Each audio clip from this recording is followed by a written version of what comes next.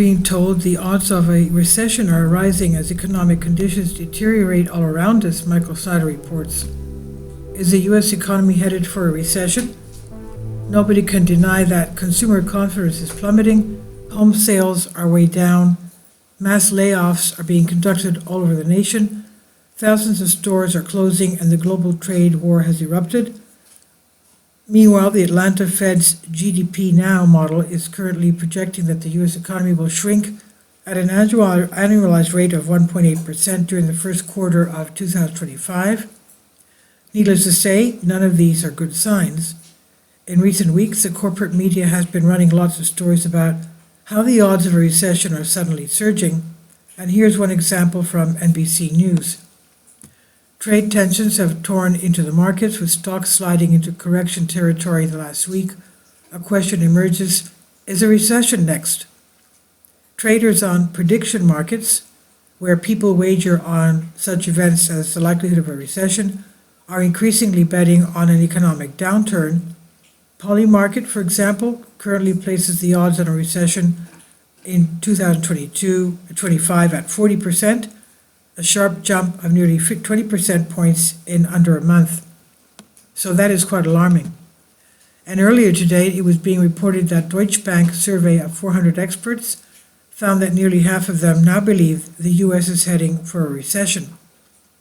Chances that the U.S. is heading for a recession are close to 50-50, according to a Deutsche Bank survey that raises more questions about the direction of the U.S. economy. The probability of a downturn in growth over the next 12 months is about 43%, as set by the average view of 400 respondents during the period of March 17 to 20. I have not seen this much chatter about a potential recession in a long time, and a lot of people out there are really scared. In an attempt to help some of those frightened people, USA Today just posted an article with advice about how to prepare for a recession.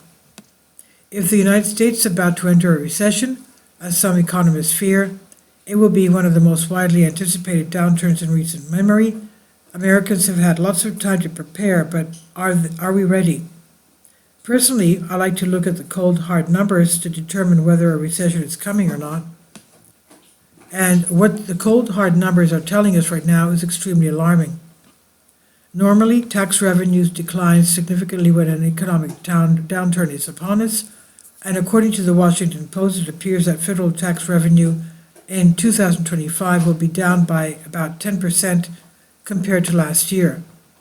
Senior tax officials are bracing for a sharp drop in revenue collected this spring, as an increasing number of individuals and businesses spurn filing their taxes or attempt to skip paying balances owed to the Internal Revenue Service, according to 3 people with knowledge of tax projections.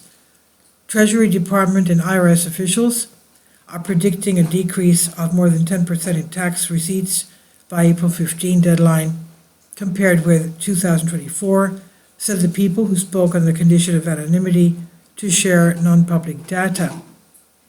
That would amount to more than $500 billion in lost federal revenue. The IRS collected $5.1 trillion last year. For context, the U.S. government spent $825 billion on the Defense Department in fiscal 2024.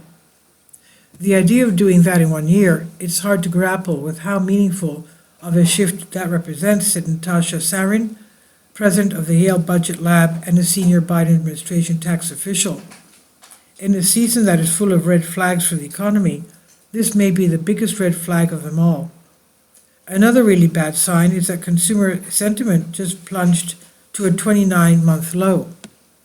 Consumer sentiment in the U.S. fell for the 3rd consecutive month in March, now down 22% from December 2024, before President Donald Trump took office, a new survey found. The University of Michigan survey showed consumer sentiment fell to 57.9 this month, a 29-month low. The index showed participants' expectations of the future of their personal finances and the stock market had deteriorated. It also showed that Americans are expecting inflation to get worse, not better, during a time when many are worried tariffs will raise prices at the checkout aisle. Economic conditions have not been good for a long time. So it's quite disturbing to see that so many Americans expect things to get even worse. One recent survey found that the percentage of Americans that believe that the economy is getting worse is more than twice as high as the percentage of Americans that believe that the economy is getting better. Nearly half of Americans on Thursday said the economy is worsening, according to a new Economist YouGov poll. 48% of respondents said they believe the economy is worsening, while 19% said it's improving. The poll took place between March 9 and 11, a period that included rough days for the stock market. And apparently Warren Buffett is also deeply concerned about where things are heading because he has been in talks to sell off the fourth largest real estate brokerage in the entire country. Warren Buffett is likely selling his real estate empire, the latest warning sign that the property market is in dire straits. The real estate market has been on the skids in recent years. Brokerage companies have attempted to consolidate as home sales remain very low.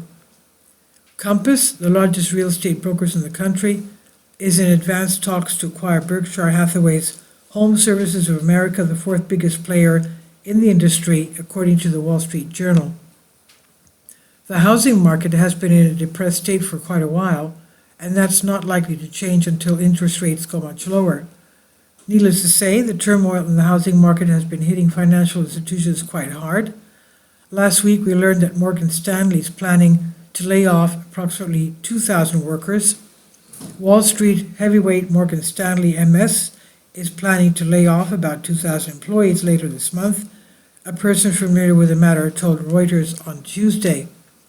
The reduction of 2% to 3% of the company's workforce, including financial advisors, was aimed at improving operation efficiency, the person said, requesting anonymity. So many employers are shedding employees right now. This is particularly true in the Washington, D.C. area because all of the cutbacks that are happening. Meanwhile, stores are permanently closing at a staggering pace. Just check out what Dollar General has decided to do. Another national retailer will be closing stores in 2025. Dollar General announced its fourth quarter earnings report last week. It's planning to close 96 Dollar General stores and 45 pop shelf stores during the first quarter of 2025, while another 6 pop shelf stores will be converted into Dollar General stores. As we look to build on the subsequent substantial progress we made on our back to basics work in fiscal 2024, we believe this review was appropriate to further strengthen the foundation of our business, said Todd Vasos, Dollar General's chief executive officer, in the earnings report. And overall, it's been projected that somewhere between around 15,000 stores will close in the United States in 2025. If that projection turns out to be accurate, that will be a brand new all-time record. All around us, we can see very clear signs that a new economic downturn has arrived, and at this point, the Atlanta Fed GDP Now model is forecasting that U.S. GDP will shrink to a 1.8% annualized rate during the first quarter. The GDP Now model estimate for real GDP growth, seasonally adjusted annual rate, in the first quarter of 2025 is minus 1.8% on March 18, up from minus 2.1% on March 17. After this morning's releases from the U.S. Census Bureau, the U.S. Bureau of Labor Statistics, and the Federal Reserve Board of Governors, the nowcast for first quarter real gross private domestic investment growth increased from 7.2% to 9.1% due to FOMC blackout policy. Today's post does not include an update of the version of the model described here that adjusts the standard GDP Now model forecast for foreign trade in gold. That adjusted model will again be updated after our first scheduled post-blackout update on March 26. If the U.S. GDP contracts during the first quarter, all it will take is one more quarter of negative growth for us to officially be in a recession. Our economic momentum is clearly taking us in the wrong direction very rapidly, and all of the societal chaos that we're witnessing at the moment is certainly not going to help matters. This is not what a lot of people were expecting, but the truth is that it appears that a lot of economic pain is ahead of us. This is on the Economic Collapse blog by Michael Snyder. Please leave your comments and thank you for your support. About the author, Michael Snyder's new book, a blockbuster entitled Why, is available in paperback and for Kindle on Amazon. He also has written 8 other books available on Amazon, including Chaos, End Times, 7-Year Apocalypse, Lost Prophecies of Future of America, The Beginning of the End, Living a Life That Really Matters. When you purchase any of Michael's books, you help to support the work he's doing. And you can also get his articles by email as soon as he publishes them by subscribing to his Substack newsletter. Michael has published thousands of articles on the Economic Collapse blog, End of the American Dream, and the most important news. And he always freely and happily allows others to publish those articles on their own websites. These are such troubled times and people need hope. John 3:16 tells us about the hope that God has given us through Jesus Christ.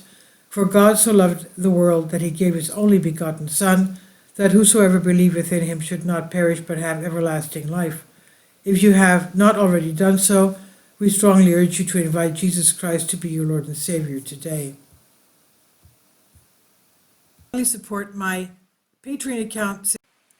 The daily posts are 5 videos daily, and they are totally different from what I have on my YouTube channel.